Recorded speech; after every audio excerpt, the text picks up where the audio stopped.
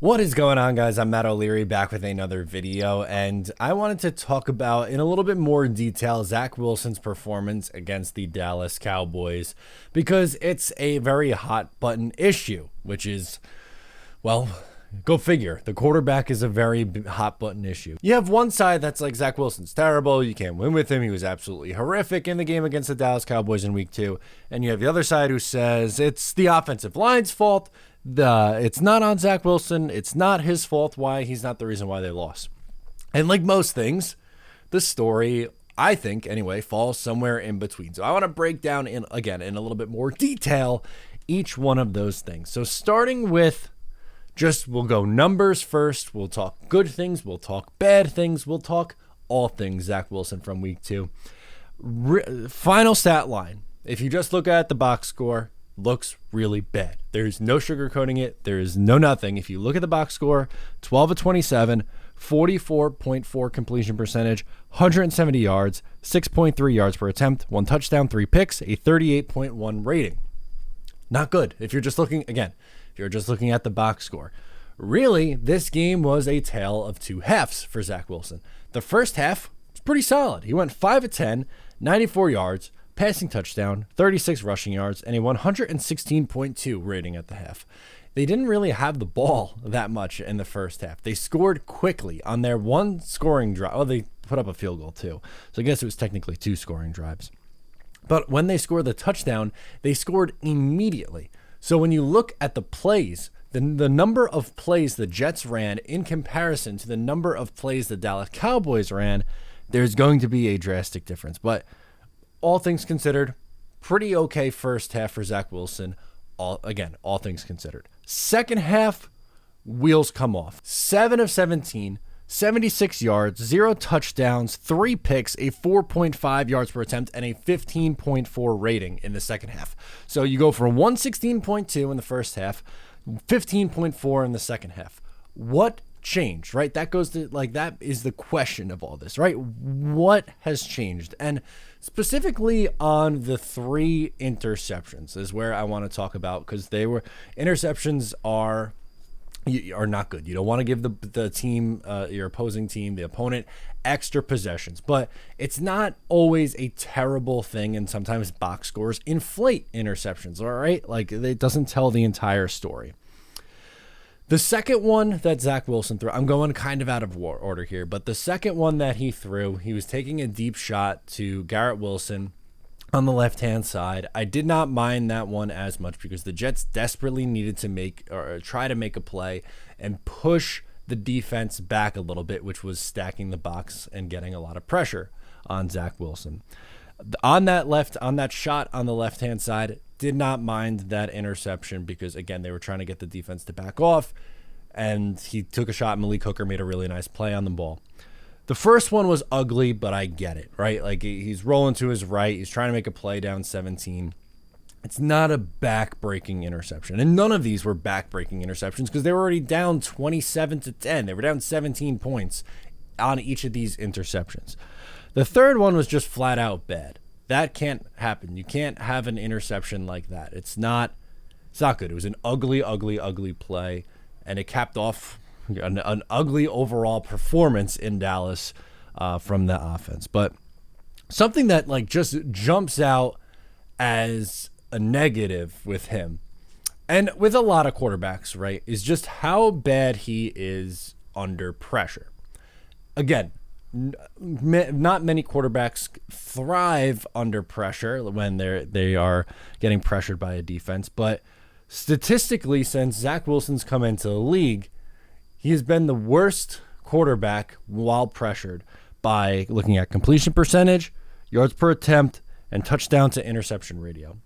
He was 2 of 13 passing when pressured. 13 pressures is too much. You're not going to hear me say otherwise, and the offensive line play is absolutely a part of this story. It's not unique. It's not just this is a strictly Zach Wilson problem. There are reasons or factors that go into issues with this offense and with this team. And the offensive line, 13 facing pressures on 13 of the dropbacks is way too much. He faced 5 in week 1 and was 1 of 5. So that's 3 of 18 passing when pressured. is really, really not good. Is really, really bad.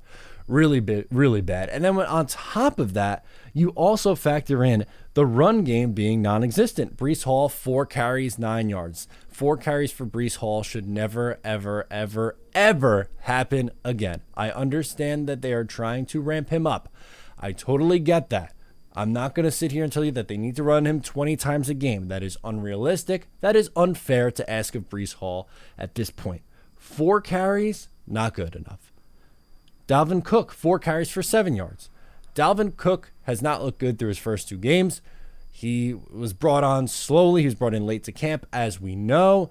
He's fighting back from the injury. I get it. There were signs of this last year being an issue for him. He has a fumble in the game. 4 carries, 7 yards, not good. Michael Carter, only 2 carries, 8 yards. That was your performance from the running backs. You had 10 carries from your running backs in this game.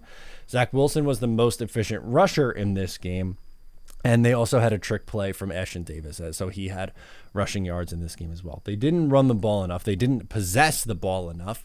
There's so many factors. Again, there were a lot of factors that went into this game and why it was so bad for this team just in general. But with Zach Wilson, again, like, this is such a weird game to talk about, and it's a more nuanced conversation than just flat out black and white. Was he the reason they lost the game, or like what with this performance? Because when the Jets were still in this game, Zach was playing okay. When they were already out of it is when he melted down.